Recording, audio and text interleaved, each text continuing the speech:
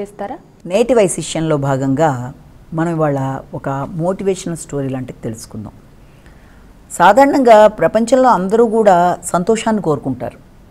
ఆ సంతోషాన్ని కోరుకున్నప్పుడు వాళ్ళకి ఎలా ఉంటుందంటే, ఎవరైనా సరే జీవితంలో స్ట్రెస్ లేకుండా ఉండాలి, హ్యాపీ లైఫ్ ఉండాలి, కంఫర్ట్స్ ఉండాలి, మనం హ్యాపీగా మనం ముందుకెళ్ళిపోవాలి అని అనుకుంటారు.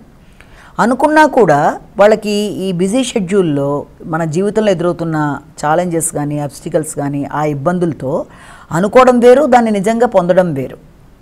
అంటే ధనం ఉంటేనే మనం ఆనందాన్ని పొందగలమా, లేకపోతే ఓ మంచి బంగళా ఉంటేనే మనం ఆనందాన్ని పొందగలమా, పెద్ద కారు అన్నది కాదు అన్న విషయాల్లో అసలు ఏదైతే మనిషికి సక్సెస్ఫుల్గా మనిషి జీవితంలో ఆనందాన్ని పొందగలడు అన్న విషయానికి సంబంధించిన ఏదన్నా మంత్రం అంటే మంత్రం అని కాదు, విషయం ఏదైనా ఉందా అన్న విషయాన్ని మనం వాళ్ళ ఒక చిన్న మోటివేషన్ స్టోరీ ద్వారా తెలుసుకుందాం. ఒకానొక ప్రదేశంలో ఒక వ్యక్తి అలా ప్రయాణం చేస్తూ వెడుతూ ఉంటాడు తన గుర్రం మీద. ఒకప్పుడు ఆ గుర్రం మీద అతను అలా ప్రయాణం చేయగా కొంత దూరం వెళ్ళిన తర్వాత ఆ గుర్రానికి బాగా దాహం వేస్తుంది. దాహం వేసిన తర్వాత చుట్టుపక్కల ప్రదేశాల్లో పెద్ద ఎక్కడ వాటర్ కనబడదు, అంటే నీరు కావాలి దానికి, కానీ కనబడదు. అలా నెమ్మదిగా మొత్తాన్ని దిగి దాన్ని నడిపించుకుంటూ వెళ్ళగా అక్కడ ఒక ప్రదేశంలో కొన్ని పొలాలు లాంటివి, వాటికి నీరు పెట్టే విధానం, అక్కడ 2 ఎడ్లు, వాటిపైన వాటికి నీటిని అవి తోడి దాంట్లో పోసే విధానంలాగా ఒకప్పటి రోజుల్లో దాన్ని అర్హత్ అంటారు. అంటే ఏంటంటే దాన్ని ఆ నీళ్ళని తోడే విధానం ఉంటుంది, ఒక మిషనరీలా ఉంటుంది. అదేంటంటే ఇప్పుడు ఎలా అయితే మనకి మోటార్ సిస్టమ్ ఉందో, ఒకప్పటి రోజుల్లో ఎలా ఉండేదంటే మోటార్ సిస్టమ్ కాకుండా ఇప్పుడు కూడా మనం చూసినట్లయితే గానుగ దగ్గర చూసినట్లయితే గానుగ చుట్టూ ఎలాగ ఎద్దులు తిరుగుతుంటే ఆ నూనె అనేది ఎలా ఫామ్ అవుతుందో వస్తుందో, అలాగా అవి తిరగ్గా వాటిపైనుంచి ఉన్న దాంతో నీళ్లు, అంటే అది ఒక మోటార్ సిస్టమ్ లాంటిది ఉంటుంది అనమాట. వాటి ద్వారా వాటర్ని తీసుకుంటారు. అంటే అవి తిరగ్గా ఓ దానికి కట్టేస్తే దాన్ని మించి అక్కడ ఉండే నీళ్లు అనేవి తీసుకుంటాయి కింద నుంచి, అవి మళ్ళీ ఈ యొక్క పొలాలకి చేలకి ఇస్తూ ఉంటారు అనమాట. అంటే అవి తిరుగుతుంటేనే ఆ నీళ్ళు అనేవి వాళ్ళు తీయగలుగుతారు దాంట్లోంచి వచ్చి మళ్ళీ దాంట్లో పోసే విధానం అనమాట. అది ఒకప్పుడు సిస్టమ్ అది. అయితే ఇప్పుడంటే మిషనరీస్ అవన్నీ వచ్చాయి, కానీ ఒకప్పుడు అలాంటివి లేకపోవడం వల్ల ఆ పద్ధతి అనేది ఆ ప్రదేశంలో ఉండేది. అయితే ఆ విధానంలో నీళ్ళని తీసుకోవడం, అవి తిరగడం, మళ్ళీ అవే చెట్లకి పోయడం, అంటే మొక్కలంటే ఈ యొక్క వ్యవసాయ భూములకి పోయడం, అక్కడ పెద్ద ఎంత ఏరున్నా అందులోంచి నీళ్ళని ఇవి తీసి ఈ యొక్క పొలాలకి ఇవ్వడం అనమాట ఆ విధానంలో. అయితే అది చూస్తాడు ఇతను. వెంటనే అక్కడికి వెళ్ళి వాళ్ళ దగ్గరికి వెళ్ళి ఆయన పొలం దగ్గర ఉన్న అతనితో, ఏమంటే నాకు నా యొక్క గుర్రానికి చాలా దాహంగా ఉంది, అలసిపోయింది, కొంచెం వాటర్ కావాలి, మీరు ఏమన్నా ఇవ్వగలుగుతారా వాటి ద్వారా అంటే, తప్పకుండానండి తీసుకోండి దాంట్లో ఉందని చెప్పి అతను అంటాడు. సరే అని ఇతను ఏం చేస్తాడంటే గుర్రం దగ్గరికి తీసుకొచ్చి దాన్ని అక్కడ వాటర్ తాగే విధంగా దాన్ని వదిలేస్తే అది వాటర్ తాగడానికి వంగడం, మళ్ళీ భయపడిపోయి ఒక్కసారి ఉలిక్కి పడిపోయి ఆగిపోవడం. ఎందుకంటే ఇది తిరుగుతుంది కదా, ఇవి తిరిగితే నీళ్ళు వస్తున్నాయి కదా, ఆ తిరిగే శబ్దానికి అది కంగారు పడుతుందన్నమాట. అలా 2-3 సార్లు అలా చేస్తుంది, తాగదు, వంగుతుంది, నీళ్లు తీసుకోబోతుంది, భయపడిపోతుంది.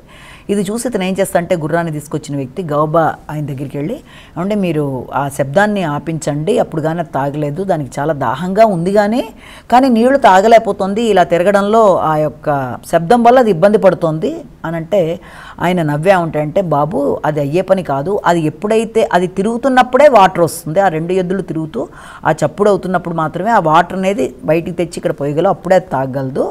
ఎప్పుడైతే అవి తిరగవో, ఆ శబ్దం అవ్వదో, అప్పుడు వాటర్ రాదు, అప్పుడు అది తాగలేదు. కాబట్టి దానికి తాగాలి అన్న ఫీలింగ్, దానికి తాగవలసిన పరిస్థితి అంటే ఇది భరిస్తూ తాగవలసిందే, అంతే తప్ప అది ఆగిపోయిన తర్వాత నీళ్ళు అనేవి రావడం ఇబ్బంది అవుతుందని చెప్తాడనమాట. అలాగే మన జీవితంలో కూడా మనం హర్రీగా ఉండి నిత్య జీవితంలో ఎదురవుతున్న సమస్యలు లాంటివన్నీ కూడా ఇలాంటివే.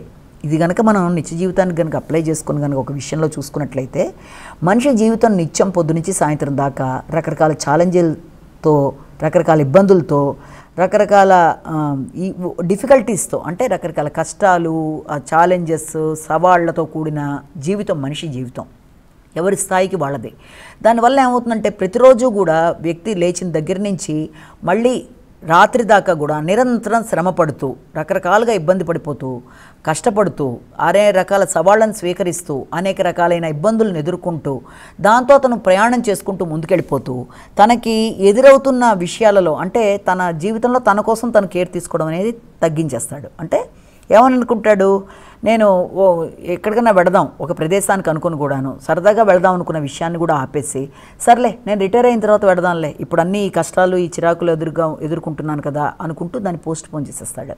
లేదా ఏదైనా ఒక ఫ్యామిలీ గెట్ టుగెదర్ లాంటిది ఏర్పరిచి రమ్మని చెప్పినా కొన్ని చోట్ల కొందరు లేదు నేను చాలా ఈ బిజీలో ఉండిపోయాను కాబట్టి నేను రాలేను తర్వాత ఇంకెప్పుడన్నా చూస్తానని చెప్పి తన యొక్క సంతోషాన్ని కానీ తన యొక్క అవసరాన్ని కానీ తను ఆపుకుంటూ ఉండడం అనేది కూడా మనం చూస్తూ ఉంటాం. అంటే జీవితంలో ఇప్పుడు గనక ప్రతి వ్యక్తి అలా ఆపుకుంటూ రాత్రి పగళ్ళు తన కష్టంలోనే తను ఉంటూ ప్రతిరోజు ఒకదాని తర్వాత వస్తూనే ఉంటుంది. ఇవాళ ఈ పని అయిపోయింది, రేపు ఇంకొక పని వస్తుంది, దానికోసం రాత్రి పగళ్ళు కష్టపడుతూనే ఉంటాడు, ఎల్లుండి ఇంకో అలా వచ్చిన దాంట్లోనే చూసుకుంటూ ముందుకెళ్ళిపోయి తన కోసం తను ఆలోచించడం అనేది చెయ్యడు.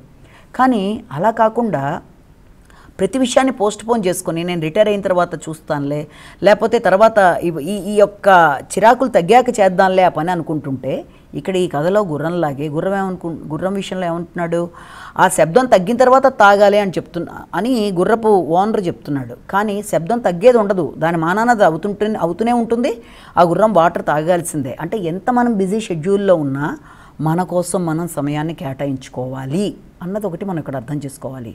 ఎలాగా ఇంత బిజీ షెడ్యూల్ ఇంత లైఫ్లో ఎలాగా అంటే ఎలాంటి పరిస్థితులు ఉన్నప్పటికీ కూడా నీకు ఆనందం కలిగించే కొన్ని మూమెంట్స్ అనేది మనం క్రియేట్ చేసుకోవాలి.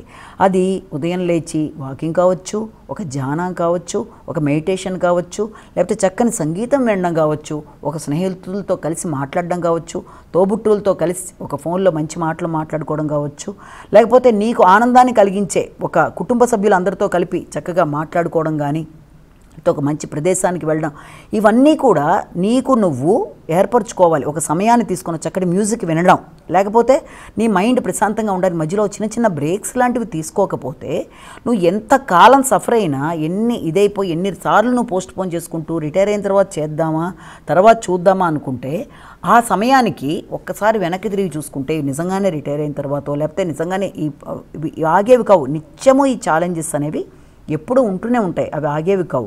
దానివల్ల నీ యొక్క విషయాల్ని నువ్వు పోస్ట్ పోన్ చేసుకుంటూ వెళ్ళడం వల్ల ఒకానొక సందర్భంలో కొన్ని సంవత్సరాలు గడిచిపోయిన తర్వాత వెనక్కి తిరిగి చూస్తే నువ్వు జీవితాన్ని ఏమీ అనుభవించలేకపోయావు అన్న విషయాన్ని అప్పుడు గమనించి అయ్యో ఇలా అయిపోయిందేంటి, వేరే వాటి కోసం నేను ఇంత ఇలా సాక్రిఫైస్ చేసేసుకున్నానేంటి అనే పరిస్థితులు అనేవి ఏర్పడతాయన్నది మనం దీన్ని బట్టి ఒక విషయాన్ని మనం అర్థం చేసుకోవాలి.